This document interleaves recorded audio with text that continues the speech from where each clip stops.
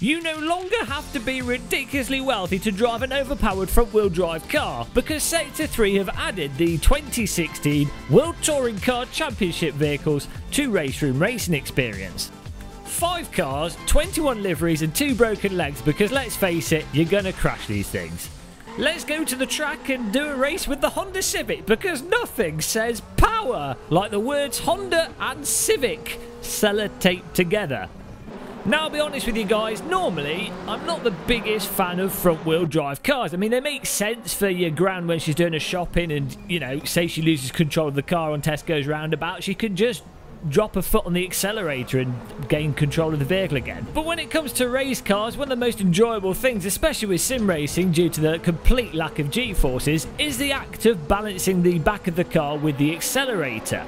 And front-wheel drive cars are basically back-to-front cars, so you can't really get that joy from them. That said, one trend that seems to have happened over the last sort of year or so with simulators is we've been getting more and more dynamic vehicles, and not only has that made rear-wheel drive cars more exciting and more interesting, but it's actually made front-wheel drive cars more exciting and more interesting. And this Honda Civic is no exception. Now, of course, you can't balance the back of the car with a throttle, but what you can do is play with its absolutely ludicrous lift-off oversteer and oversteer that you get on the brakes. And to say this car is sensitive to lift-off oversteer would be the understatement of the century, because basically as soon as you come off the gas, if you lift it off quickly, it's as if someone's fired a cannon shell at a shopping trolley. You're going to be spinning around all over the place. So you have to develop this really nice, gradual, gentle technique of lifting off and balancing that with the steering wheel. As I say, it is essentially a back-to-front vehicle. Instead of the back coming out on the accelerator, it's coming out off the accelerator. But fortunately, it's completely related to how much steering angle you've got, how aggressively you get on the brakes or come off the accelerator, and it all adds up to something that's really nuanced and, as a result, really satisfying to drive and really satisfying to try and get the most out of it. Now, another interesting aspect of front-wheel drive cars, or in this case the Wtcc Honda Civic front-wheel drive car, is that you have to sort of wait and get on the power as well in a really progressive way as to not unbalance the vehicle, because if you do get on the power too fast, there's a good chance you'll introduce wheel spin, which just causes you to understeer. But you can go over the actual grip threshold of the fronts, especially if you're really on the limit powering out of a corner. So you do have to just get on it gently and balance it with the momentum and grip that you've got available. Fortunately, RaceRoom and this vehicle has really good force feedback, and I actually found turning the force feedback up with this car, I think we got it to 3.0 in the game, which should normally be quite high for the vehicles in RaceRoom, but turning the force feedback up really gave us a good clue as to how much grip we've actually got available on the fronts before you started to get a bit too much slip, or slip that's not useful for taking the corner any faster. And it is really just satisfying trying to get that balance right of coming off the power gently, using that to tilt the car in, but then also getting on the power in a way that's not detrimental to your lap time.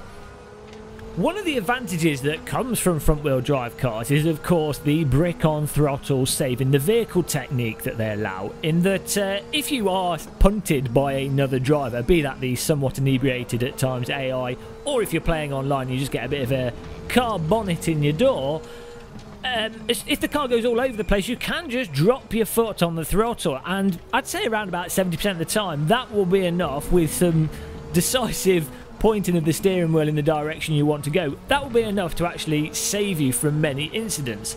And what this ends up doing is making the car a lot more accessible, especially for newer drivers, and it also lets you get away with absolute murder when it comes to butchering corners. The first corner on this Brands Hatch circuit, unfortunately RaceRoom only has the Indy Brands Hatch circuit. I think it's because they got it through the DTM license. They don't have the full circuit, which is rather unfortunate, but T1 on the Indy circuit, which is T1 on the normal circuit, you see here, you kind of have to get the car in with a lot of speed, you're braking and there's a little bit of a lip before you go into it, so it's very easy on T1 at Brands Hatch to accidentally completely butcher the corner.